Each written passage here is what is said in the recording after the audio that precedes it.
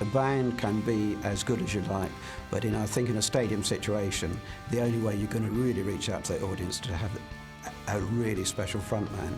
You can count them probably the fingers of one hand. Robert Plant, Freddie Mercury. You have a very extrovert stage act by any standards. Will you be able to go on with... You mean I flaunt it? You're over the top. No. And Freddie had complete, utter confidence. Yes, of course, darling, of course we'll do it. Completely unrealistic at the time, but here we are. He used to bring a guitar, and in his own little room, he used to hammer around all his music, and I sometimes used to tell him, "You've got to think about neighbours. It's not very good." Very few bands manage to transcend the hardcore album-buying heavy rock audience, as well as the fickle pop audience, and maintain a level of success for as long as Queen did. They never went with a trend. They were always just their own individual style. And so no matter what the trends around them are, it just kind of exists as their own little unit. There's two Queens. There's a great rock band and there's a great pop band. And the two kind of work perfectly in tandem with each other. And I don't think there's a lot of bands that you could say that about. So you look at it as the beginning of your friendship with Hungary and with Budapest, and it may last as long as Queen will last. If I'm still alive, I will come back. Thank you very much. Okay. Thank you. It's quite good to get job satisfaction after 14 years. Well, it's a pretty good job, isn't it? It's a great experience, and I think it will open the eyes of a lot of people who are working on the show. No. I think over the years he's proven himself to be one of the great British guitarists. He's got his own style, he's got his own sound, he's got his own approach. That's the thing about Brian May, he was never an extravagant guitarist. If anything, he was a bit understated, but he was a unique individual, and I think he's been an inspiration to a lot of others. Roger, myself and Paul have been in the studio doing our first studio album. I can't believe I'm saying this really, but it's kind of like a new group. We have a load of new songs, completely new material. To be honest, I think Freddie would have hated the idea of being 60. He'd have been appalled, and so would we. Their body of work is tremendous, And I forgot just how early they started. I forgot that they actually got together in the late 60s.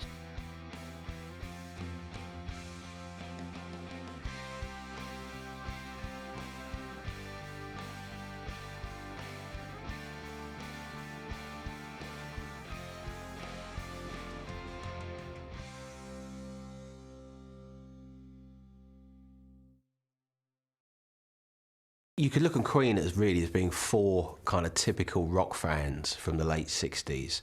They were of that age to have grown up with the Beatles, the Stones, and then along came Cream and Jimi Hendrix, and eventually Led Zeppelin. So by the time they were going off to college and university, it would have been about 1969. First Led Zeppelin album had come out. They were all very inspired by that. And that's where they came together, the Imperial College at London University, which is where Brian May was studying. Brian and Roger had been in a band called Smile, who hadn't really amounted to very much. The bassist and the vocalist in Smile was a bloke called Tim Staffel. And I think when Tim Staffel decided that he didn't want to carry on, Freddie was quite happy to put himself forward as the man to sort of replace him. Suddenly Brian May and Roger Meadows-Taylor were left looking for a singer and a bassist. So young Freddie Bulsara said, well, why don't I try out? Let's see what I can do. And he joined the band. But he couldn't play bass as well, so they auditioned, and the guy they got in was a chap called John Deacon. The first thing Freddie Bulsara did was say, I think Smile's a really bad name. I got an idea, we should call ourselves Queen. In a way, he was immediately putting his stamp on the band, even before they got off the ground. And he himself did not become Freddie Bulsara, he changed the name to Freddie Mercury, hence the birth of what we know and love as Queen. But from day one, and because of that, I think Freddie Mercury almost became the leader of the band, because he drove things forward, even with their name. From one star to another, today Feltham honoured their most famous son. Thousands of fans and residents joined family and friends who unveiled a permanent memorial to the legend that was Freddie Mercury. We wanted to change the world in some way, and make music that no one had ever made. And Freddie had complete, utter confidence. Yes, of course, darling, of course we'll do it. Completely unrealistic at the time, but here we are. So that's what makes me feel rather nice about being here, to come back here, and he's a hero here, which is wonderful, and he deserves to be a hero. He respected us. no matter wherever he went round in the world, he used to phone and let us know he's okay. Do you remember him in Feltham playing music in the house? Yes, he used to bring a guitar, and in his own little room he used to hammer around all his music, and I sometimes used to tell him, you've got to think about neighbours, it's not very good. And in the end he said it's time that he moved out, which I didn't like. Now and again Brian would pop over and they would do a jamming session, and I always remember he would always play Jimi Hendrix. During that period of time, you know, the very early 70s, there was what they called progressive rock, and what wasn't called heavy metal at the time, it was called heavy rock at the time, and it eventually became called heavy metal, but that's really what it was. You know, you had your Black Sabbath, you had your riffs, the big riffs, big guitar riffs, bass guitar playing in unison, and the singer generally, you know, wailing on the top of it, and the guitars playing lots of solos. But the thing that they had that was different was their interest in progressive rock, and Freddie's interest in classical music and opera, which came out later, of course, in things like Bohemian Rhapsody and lots of other tunes, bits and pieces in there all over the place. So their influences to start with, however, were definitely progressive rock and heavy rock. I personally usually used to go and see bands live, A, because I liked seeing bands live, and B, because I was also producing a Radio 1 series called In Concert, so I needed to know that they could cut it live and, you know, get an audience going. But sometimes we would book bands on the strength of a really good tape or something that somebody had brought into us. In the case of Queen, the first I remember hearing of them was a tape brought in by a guy called Ronnie Beck, who worked for Feldman Publishers, I think. And Bernie Andrews and I, Bernie's another producer at Radio 1, Ronnie knew the sort of music that we liked, and he thought that the band were pretty good and that we would go for it. And he told us how good they were, but they weren't at the time performing anywhere live, so you couldn't actually sort of see them. So anyway, Bernie booked them in for a session sometime in '73, and then a couple of months later I booked them for Bob Harris's programme. And so that's, you know, it went from there. By the time they made the first album, 1973, they'd been together a while. John Deacon was playing bass in the band. They'd done a lot of gigs at the time, and you know, and they were signed to a management company. The management cut them a deal to get studio time at, I think it was at Trident Studios, but it was sort of, you know, they'd be going in for a few hours, sort of starting at 2 o'clock in the morning, or getting in if David Bowie cancelled a session, they'd kind of jump in. So the first Queen album was put together under those sort of circumstances. So I think they were still at that stage that bands are at where they're all pulling together. It's a very heavy record. It's a typical heavy 70s heavy rock record, but there's a lot of other stuff, a lot of influences in there as well, of all the kind of things they were listening to, and a lot of Freddie Mercury's sort of ambition is already coming out there. You know, the grand vocal tricks, and just the sort of the scope of the songwriting. You can see they're reaching for something more than just a kind of a straight blues rock kind of format. As a debut, it was very consistent and extremely solid. Now, I actually happened to see them live at Imperial College in London just before the album came out, purely by accident. I'd never heard of them particularly at the time. And on stage, particularly The Great King Rat and Keep Yourself Alive came into their own. They were tremendous pieces of music. So I was immediately aware of them when the album came out.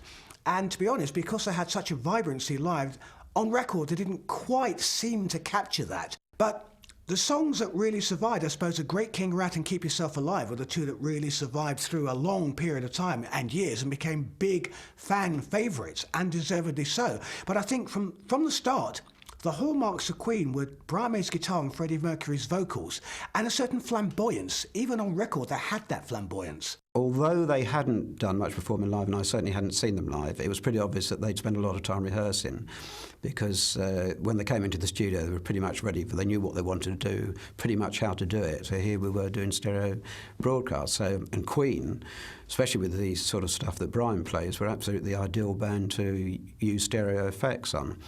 And they had all sorts of little gimmicks up their sleeve and so on. But I mean, pretty much, they're a basically very good rock group. The only thing I would say is that I knew they were pretty good, I have to say this, and Freddie I thought had potential, although at the time was nowhere near as powerful a singer as he became later on. Queen 2 is my favourite Queen album. It always has been and always will be. I love that record because of his pomposity. And by pomposity, I mean pomp rock. And people always associate pomp rock, if they associate it with anything, with America and the 70s Styx and Kansas sounds. But this is where it all started. Huge swathes of sound, completely overblown, utterly ridiculous, taken to the nth degree. If you have to put Queen into some sort of category, I suppose it would be pomp rock. But that sounds a little sort of precious and perhaps and possibly a bit insulting. I don't think it is. I mean, I think one could describe them as that because there was a sort of pomposity about it, which Freddie, you know, we know that he loved it. I mean, it's all this, again, going back to the Live Aid performance, the way he was prancing around the stage as if he owned the bloody place, and for those few minutes at that particular time, he did. You know, so there was a certain amount of pomposity about it. But on the other hand, if you listen to the music, it was really good rock. So, pomp rock, if it has to be something. Queen 2 was just sort of building upon everything that they'd done with Queen 1. At the end of Queen 1, you get a snippet of a song, which is called Seven Seas of Rye, which was the big hit off of Queen 2. Because basically having sort of just toyed with the idea at the tail end of the first Queen album, it's almost like they're sort of it's like, you know, and moving on, and suddenly, and here we are. From the Queen 2 album, the Seven Seas of Rye, I think is a standout track, and has become a sort of classic from that era.